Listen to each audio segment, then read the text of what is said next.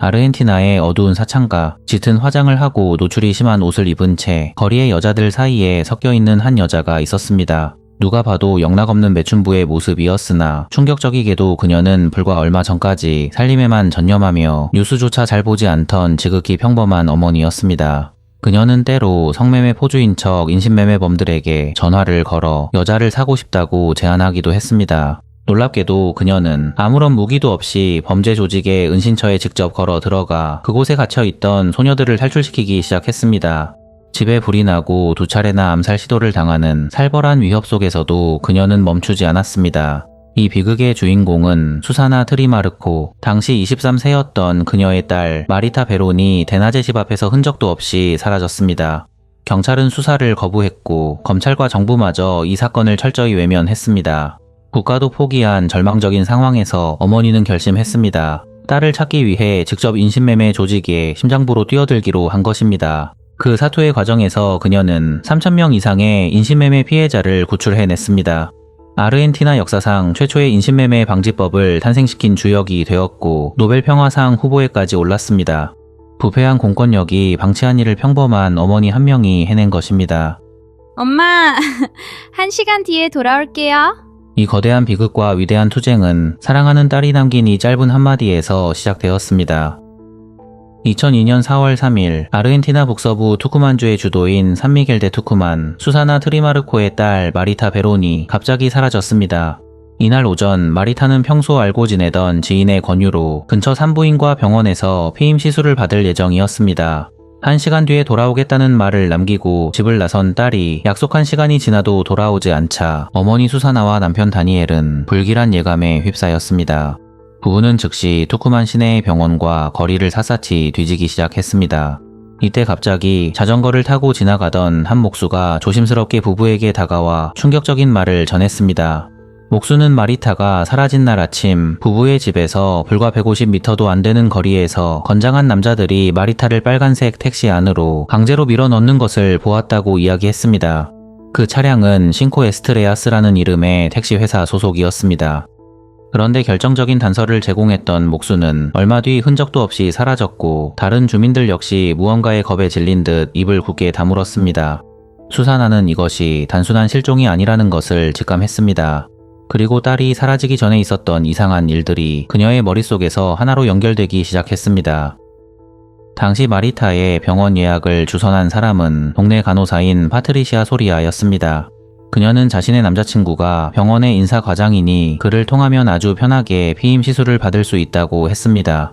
그러나 이후 수사나가 직접 확인한 결과 인사과장이라던 소리아의 남자친구 미겔 아르딜레스는 병원 간부가 아닌 단순 청소부였고 소리아 본인 역시 과거 인신매매 혐의로 수배된 전력이 있는 위험한 인물이었습니다. 하지만 약속은 이미 진행되고 있었습니다. 청소부였던 아르딜레스는 병원 내부의 인맥을 이용해 같은 병원의 의사 토마스 로하스에게 마리타를 연결했습니다. 이렇게 실종 전날인 4월 2일 마리타는 병원을 방문해 로하스에게 첫 번째 진료를 받았습니다. 그런데 진료 도중 그녀는 의사 로하스에게 이상한 지시를 받게 됩니다.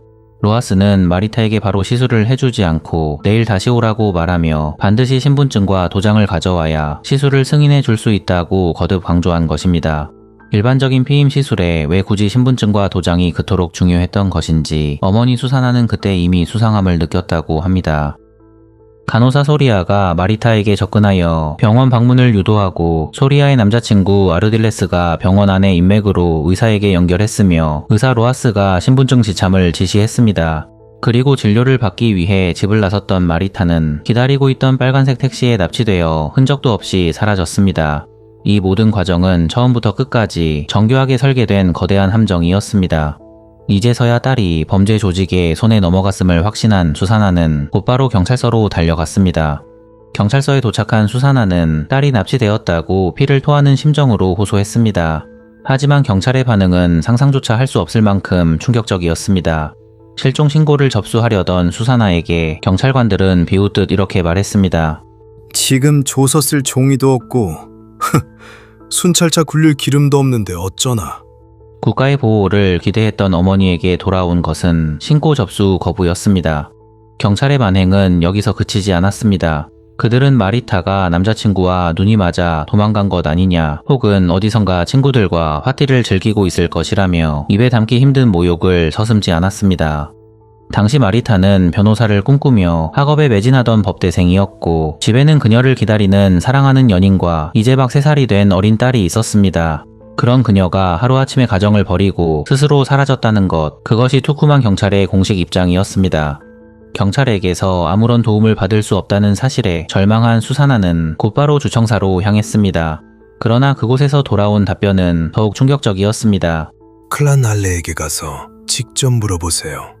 당시 수사나는 그 이름이 무엇을 뜻하는지 전혀 알지 못했습니다. 투쿠만주를 그림자처럼 지배하며 마약과 인신매매를 일삼던 거대 범죄 조직 클라날레의 존재를 평범한 주부였던 그녀는 짐작조차 할 수 없었습니다. 경찰이 수사를 고의로 방치하고 정부마저 외면하는 사이 범죄를 해결할 수 있는 결정적인 골든타임은 허무하게 흘러갔습니다. 이 귀중한 시간 동안 마리타는 인신매매 조직에 의해 이미 다른 지역으로 팔려가고 있었습니다. 그런데 실종 3일 뒤 마리타를 지옥에서 구출할 수 있는 결정적인 기회가 찾아왔습니다. 실종 3일 뒤인 2002년 4월 6일 투쿠만 시내에서 약 30km 떨어진 라라마다라는 작은 마을에서 결정적인 제보가 들어왔습니다. 마리타의 인상착의와 정확히 일치하는 젊은 여성이 헝클어진 모습으로 거리를 헤매고 있다는 것이었습니다. 그녀는 매우 혼란스러운 상태였고 만나는 사람들에게 제발 집으로 돌아가고 싶다고 애원하며 울부짖고 있었습니다.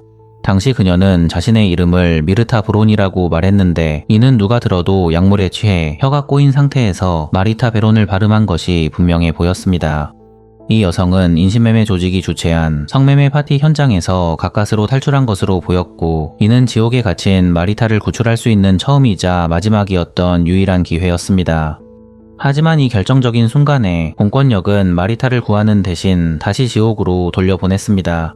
처음에 신고를 받고 현장에 출동한 경찰은 바로 그녀를 마리타의 집이 있는 투쿠만행 버스에 태웠다고 주장했습니다. 하지만 이 여성은 목적지에 도착하지 못했습니다. 경찰의 조사 기록도 가족에게 보낸 통보도 전혀 없었습니다. 훗날 탐사기자 시빌라 캄프스의 조사로 충격적인 진실이 세상에 공개되었는데, 당시 이 지역 경찰관이었던 도밍고 파스쿠알 안드라다가 탈출한 마리타 베론을 다시 인신매매 조직에 넘긴 것으로 드러났습니다.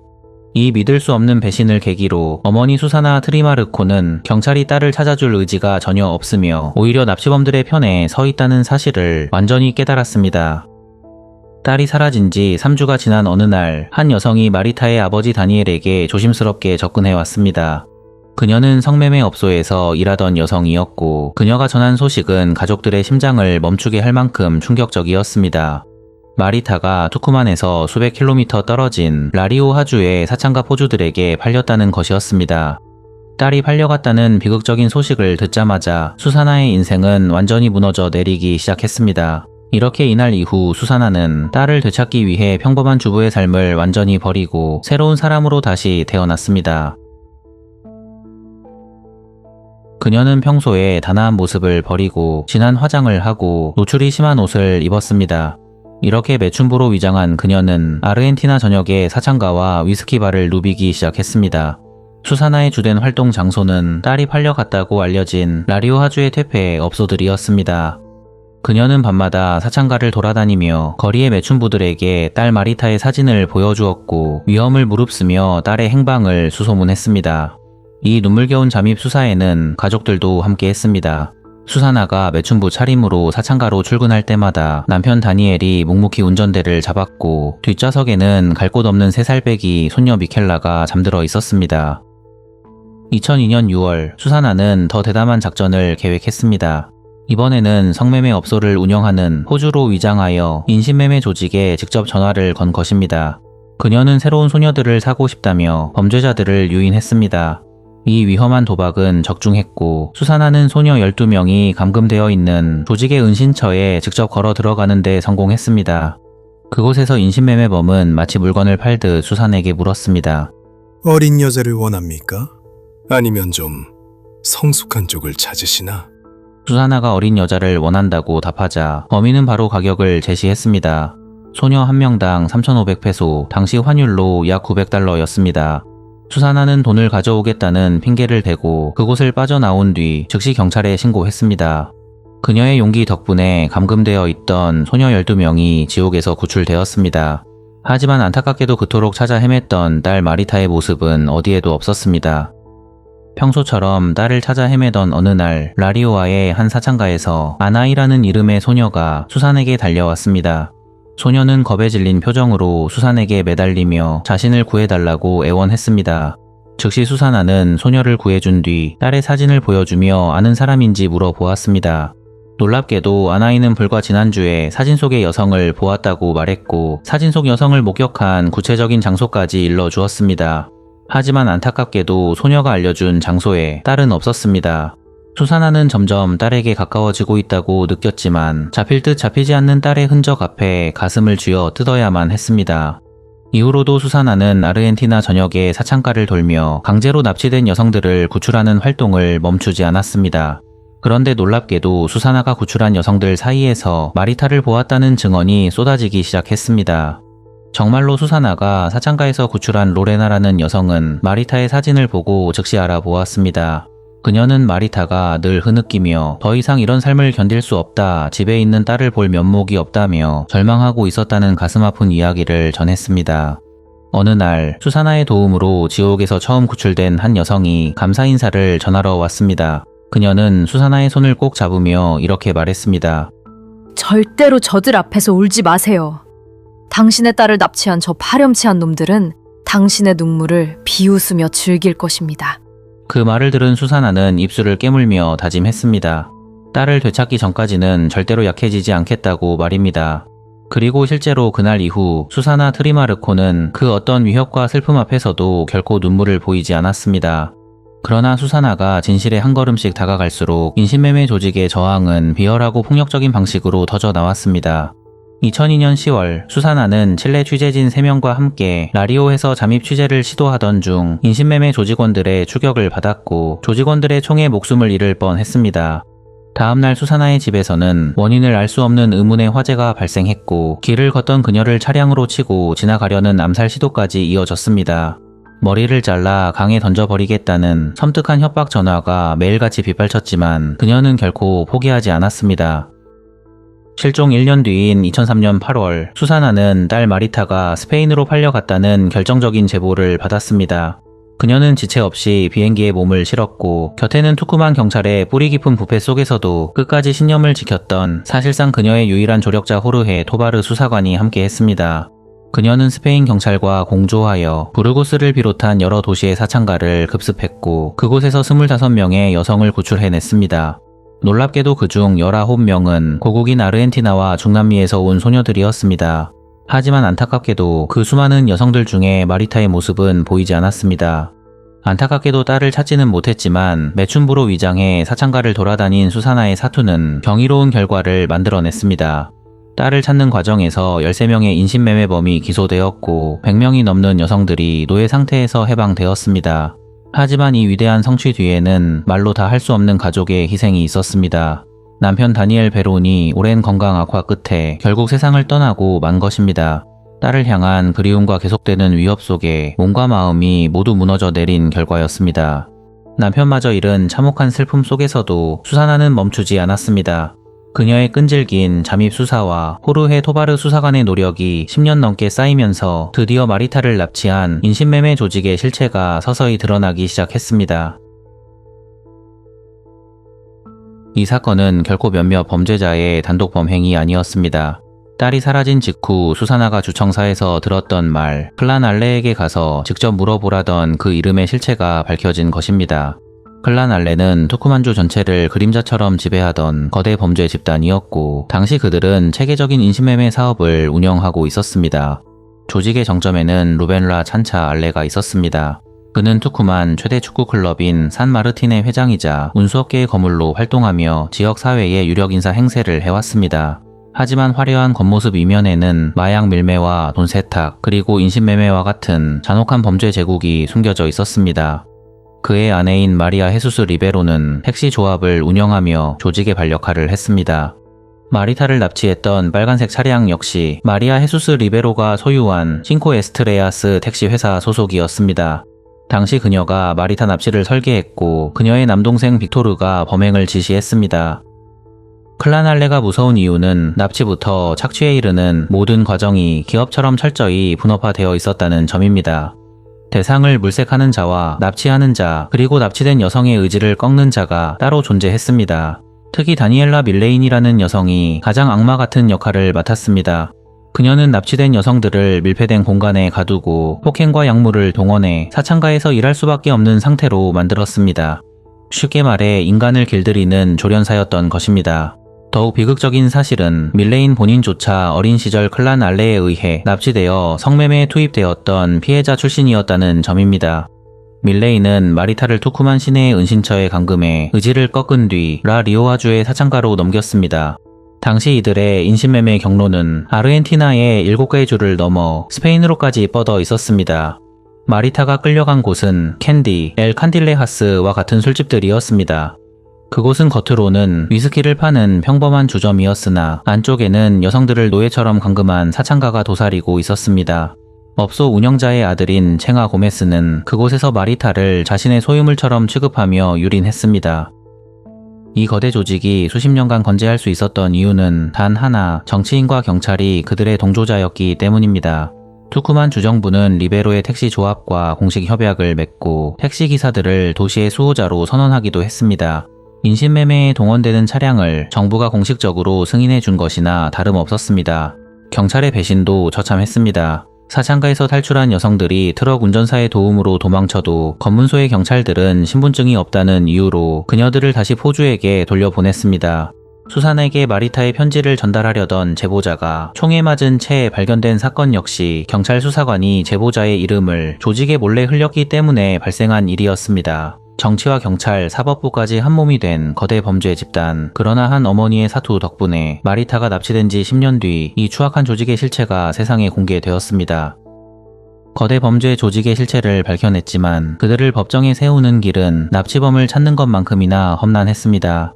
수사나 트리마르코는 2007년 딸의 이름을 딴 마리아 데 로스 앙헬레스 재단을 설립하고 사창가에서 구출한 여성들의 증언과 조직의 검은 돈 흐름이 담긴 증거들을 하나둘씩 모아나갔습니다. 어머니의 노력 덕분에 드디어 아르헨티나 여론이 움직이기 시작했고 마침내 2008년 인신매매 방지법이 제정되면서 수사는 급물살을 탔습니다.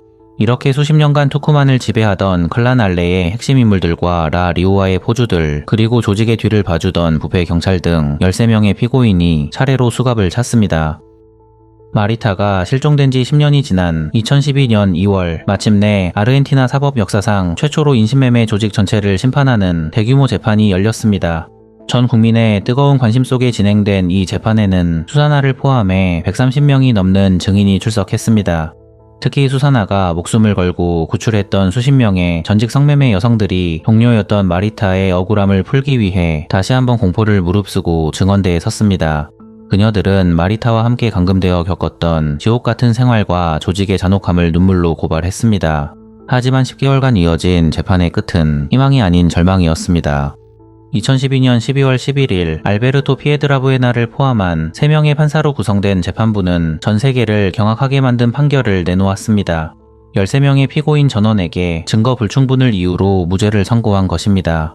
판사들은 피해 여성들이 용기를 내어 고백한 생생한 증언들을 신뢰할 수 없는 진술이라며 단칼에 일축했습니다. 마리타의 시신이나 물리적인 증거가 없다는 논리를 내세워 범죄자들의 손을 들어준 것입니다. 무죄 판결이 선독되는 순간 법정은 순식간에 분노와 절규의 현장으로 변했습니다. 피고인들은 서로를 껴안으며 승리의 환호를 질렀고 이를 지켜보던 방청객들은 부패한 판사들이라며 울분을 터뜨렸습니다. 수사나 트리마르코는 법정 밖으로 나와 떨리는 목소리로 외쳤습니다. 이것은 사법부의 몰락이며 아르헨티나의 수치입니다. 이 판결은 사법부가 범죄 조직에 검은 돈에 매수되었다는 강력한 의혹을 불러일으켰습니다. 분노한 시민들은 참지 않았습니다. 부에노스아이레스를 비롯한 아르헨티나 전역에서 수만 명의 시민이 거리로 쏟아져 나왔습니다.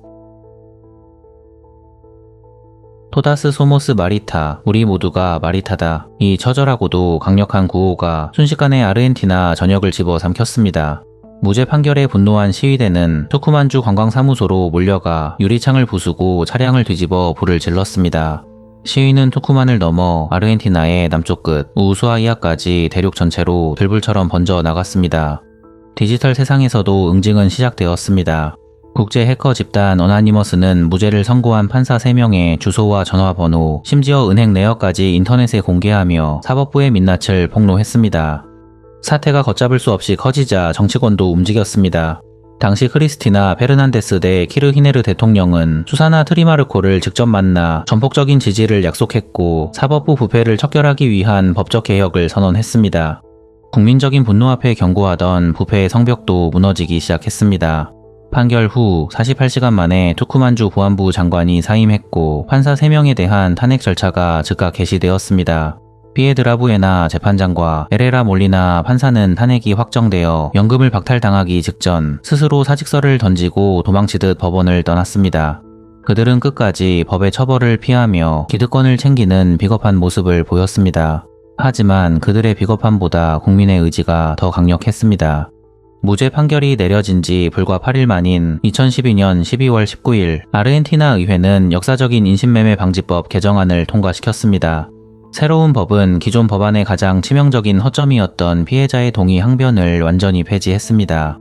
이전까지는 성인 여성이 성매매에 동의한 것처럼 보이면 인신매매범들이 처벌을 피할 수 있었지만 이제는 어떤 경우에도 피해자의 동의가 범죄의 면죄부가 될 수 없음을 법으로 못 박은 것입니다. 가해자들에 대한 형량 또한 대폭 강화되었습니다. 범죄자들에게 면죄부를 주려 했던 부패한 판결이 역설적으로 아르헨티나 인신매매 근절 역사에 가장 거대한 전환점을 만들어낸 순간이었습니다. 2013년 12월 17일 전 세계를 경악하게 했던 무죄 판결이 내려진 지 정확히 1년이 되던 날 아르헨티나 사법부는 마침내 뒤집힌 판결을 내놓았습니다. 투쿠만주 대법원은 1심의 무죄 판결을 부분적으로 파기하고 13명의 피고인 중 10명에 대해 유죄를 선고했습니다. 1심 판사들이 믿을 수 없다며 외면했던 피해 여성들의 눈물 어린 증언을 대법원은 마침내 사건의 본질적 증거로 인정한 것입니다. 그리고 2014년 4월 8일 새로 구성된 재판부는 가해자들에게 엄중한 형량을 선고했습니다. 사창가를 운영하며 마리타를 유린했던 챙가 고메스와 챙이타 고메스 형제에게 각각 징역 22년이 내려졌습니다. 마리타를 감금하고 짐승처럼 길들였던 다니엘라 밀레인과 그녀의 파트너에게는 각각 18년, 그리고 현직 경찰의 신분으로 인신매매의 운송책 역할을 했던 안드라데에게는 17년의 중형이 선고되었습니다. 나머지 가담자들에게도 10년에서 15년 사이에 실형이 내려졌습니다. 다만 납치를 직접 지시한 배후로 지목되었던 리베로 남매는 직접적인 연루 증거가 부족하다는 이유로 다시 한번 납치 혐의에 대해 무죄를 선고받았습니다. 하지만 정의의 그물망은 그들을 완전히 놓아주지 않았습니다.